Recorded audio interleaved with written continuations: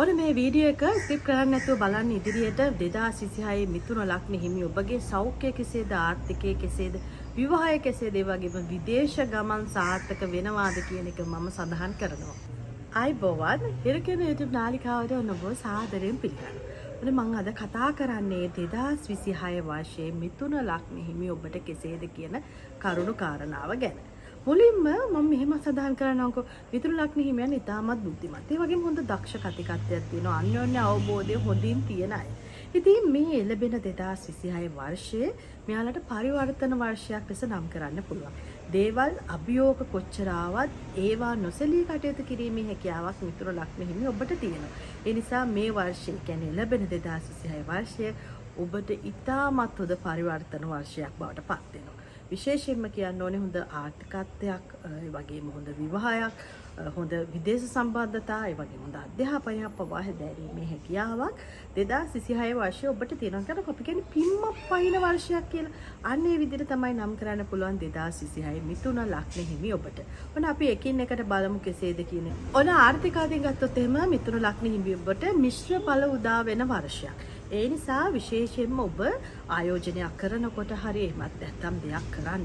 විශේෂයෙන්ම මේ දීපල ඉඩකඩ, නිවාස වගේ දේවල් ගැනීම, විකිණීම් වගේ දේවල් වලදී ඔබ සැලකිලිමත් වෙන්න ඕනේ. මොකද මම කියන්නේ මේක පරිවර්තන වර්ෂයනේ පිම්මක් පයින්න පුළුවන් වර්ෂයක්. ඒ නිසා ඔබ බුද්ධිමත් වුණොත් මේ පිම්ම ඔබේ ජීවිතේ හොඳක් පැත්තට හරව ගන්න. එහෙම නැතුව ඔබ කිසිම සැලකිල්ලක් නැතිව කටයුතු කළොත් එහෙම තව පිටිපස්සට ගමන් කිරීමේ හැකියාවක් තියෙනවා. ඒ නිසා ආර්ථික අතින් ගත්තොත් ඉතා හොඳින් සැලකිලිමත් වෙන විශේෂයෙන්ම තමාගේ සහකාරීන් ඔබ විවාහ වෙලා ඉන්න කෙනෙක්ට දරු පවුල් ඉන්නවනම් ඔන්න ඔහුගේ ආර්ථික තත්ත්වය වගේම ඔහුගේ ශරීර සෞඛ්‍ය ගැනත් ඔබ සැලකිලිමත් විය යුතුයි. ඒක ප්‍රධාන කාරණාවක් තමයි ඔබට ලැබෙනවාට වඩා වියදම 2026 දී වැඩි වෙන්න පුළුවන්. ඒ නිසා ආර්ථික අතින් මූල්‍යමය වශයෙන් ඉතාමත් හොඳ ස්ථාවර ප්‍රතිපත්තියන් 2026 දී ඔබ සැලකිල්ලෙන් යුතුව අරගෙන යන්න. විශේෂයෙන්ම කියන්න ඕනේ මේ නීතිමය ප්‍රශ්න ගැන.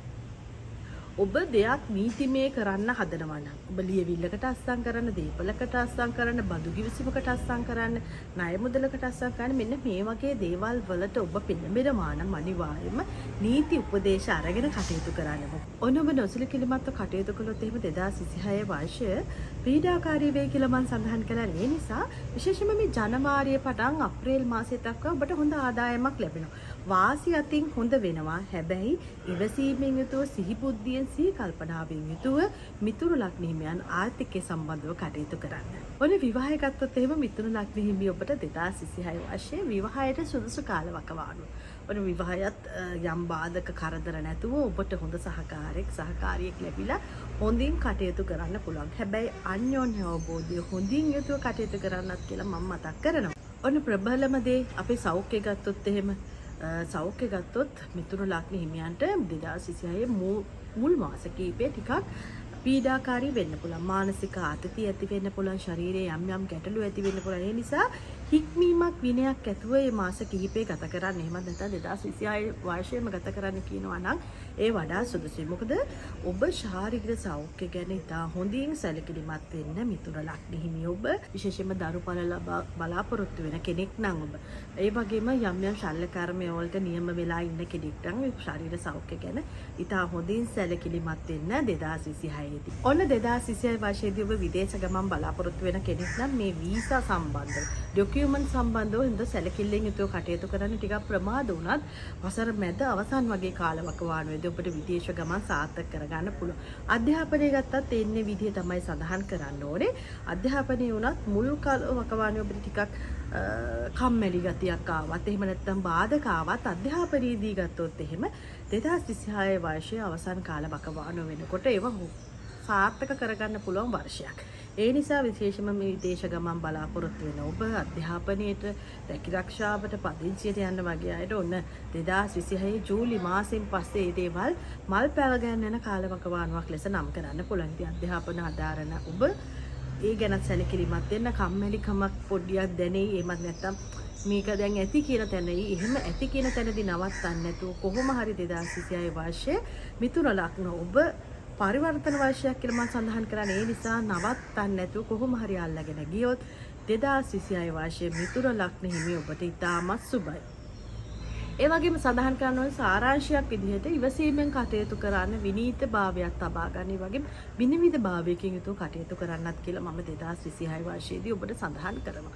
තමගේ ශරීර සෞඛ්‍යය මත නැත්නම් මිතුරු ලග්න හිමි ඔබගේ පවුලේ කෙනෙක් සිටිනා. ඔහුගේ හෝ ඇයගේ ශරීර සෞඛ්‍ය ගැන ඒ වගේම මානසික පීඩනය ගැන සැලකිලිමත් වෙන. මොකද 2026 වර්ෂයේ ලැබීම අතින් ලැබෙනකොට මානසික පීඩනය අතින් ටිකක් පීඩාවට පත් වෙන්න පුළුවන් වර්ෂයක්. ඒ වගේම මිතුරු ලග්න හිමි ඔබ ඉතාමත් බුද්ධිමත් භාවය නිසා ඔබට දේවල් අත්පත් කර ගැනීමේ හැකියාවක් තියෙන හොඳ දක්ෂ කතිකත්වයක් තියෙනවා. ආගිය තැන ගිහිල්ලා කතා බහ කරලා ඔබට ඕන කාර්ය කරගෙනීමේ හැකියාවක් මිතුරු ලග්න හිමි ඔබට තියෙනවා. ඒ නිසා 2026 වර්ෂයේ ඉතා හොඳින් සාර්ථක වර්ෂයක් වේවායි කියලා මම මිතුරු ලග්න හිමි ඔබට ප්‍රාර්ථනා කරමින් මම නිහඬ වෙන ඔබ සියලු දෙනාටම ආදරණීය විශ්ව මාතාවගේ පිහිට උපකාරය නිතරම ලැබේවායි කියලා මම ප්‍රාර්ථනා කරනවා. තෙරුවන් සරණයි.